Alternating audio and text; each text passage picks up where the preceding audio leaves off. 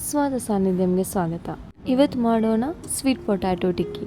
ತುಂಬಾ ಸಿಂಪಲ್ ಆಗಿರೋ ರೆಸಿಪಿ, ಮಕ್ಕಳಂತೂ ತುಂಬಾ ಇಷ್ಟಪಟ್ಟು ತಿಂತಾರೆ. ಇದಕ್ಕೊಂದು ದೊಡ್ಡ ಗೆಣಸನ್ನು ತೊಗೊಂಡಿದ್ದೇನೆ. ಇದನ್ನು ಚೆನ್ನಾಗಿ ಬೇಯಿಸಿಟ್ಟುಕೊಳ್ಳಿ. ಒಂದು ಮಿಕ್ಸಿಂಗ್ ಬೌಲ್ಗೆ ಆಗಲೇ ಬೇಯಿಸಿಟ್ಟುಕೊಂಡಂಥ ಸ್ವೀಟ್ ಪೊಟ್ಯಾಟೊನ ಹಾಕಿ ಚೆನ್ನಾಗಿ ಸ್ಮ್ಯಾಶ್ ಮಾಡಿ. ತುಂಬಾ ಸಾಫ್ಟ್ ಆಗುವವರೆಗೆ ಅದನ್ನು ಸ್ಮ್ಯಾಶ್ ಮಾಡಿಕೊಳ್ಳಿ. ಅನಂತರ ಇದಕ್ಕೆ 1/2 ಸ್ಪೂನಷ್ಟು ಜೀರಾ ಹಾಕ್ಕೊಳ್ತಾ ಇದ್ದೇನೆ.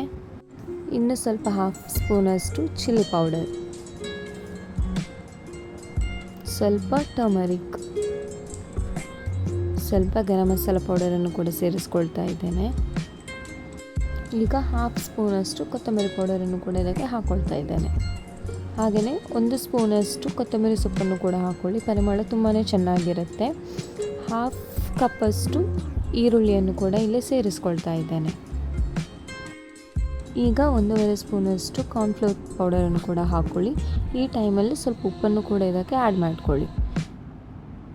ಇಷ್ಟಾದ ನಂತರ ಇದನ್ನು ಚೆನ್ನಾಗಿ ಒಳ್ಳೆ ಮಿಕ್ಸ್ ಮಾಡ್ಕೊಳ್ಳಿ. ಚೆನ್ನಾಗಿ ದಪ್ಪಗೆ ಬರುವ ಹಾಗೆ ಮಿಕ್ಸ್ ಮಾಡ್ಕೊಳ್ಳಿ.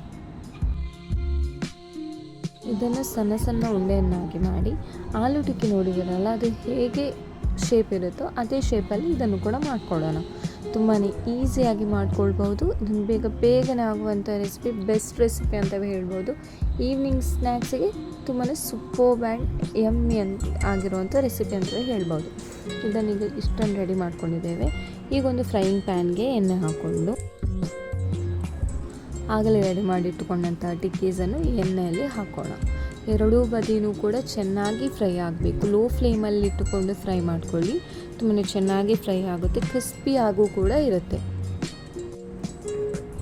ನೀವು ಒಮ್ಮೆ ಟ್ರೈ ಮಾಡಿ, ನೆಕ್ಸ್ಟ್ ಟೈಮ್ ನಿಮಗೆ ಗೆಣಸು ಸಿಕ್ಕಿದ ನಂತರ ನಿಮ್ಮ ತಲೆಯಲ್ಲಿ ಬರೋದು ಬೇಯಿಸಿ ತಿನ್ನೋದಲ್ಲ, ಇದೇ ರೆಸಿಪಿಯನ್ನು ನೀವು ಟ್ರೈ ಮಾಡ್ತೀರಾ.